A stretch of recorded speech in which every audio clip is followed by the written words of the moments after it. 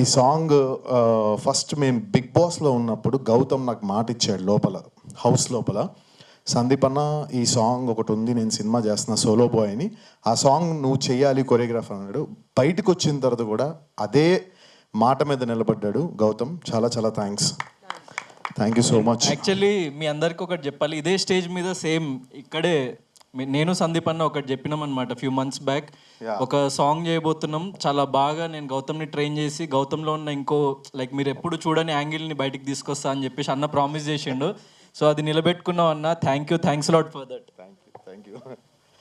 So and అలాగే ఇక ఇక్కడ ఉన్న వాళ్ళందరి గురించి తెలుసు ఆల్రెడీ. అనిత గారు అంటే అందరికీ లైక్ అంటే చాలా సుపరిచితులు. అండ్ అనిత గారు పేరు చెప్పగానే ఫస్ట్ నాకు ఏమనిపిస్తుందంటే పాజిటివ్ వైబ్. అనిత గారు చేసిన సినిమా ఏ సినిమా అయినా కూడా హిట్టే. సో అది నేను ఎప్పుడు ఫీల్ అవుతాను.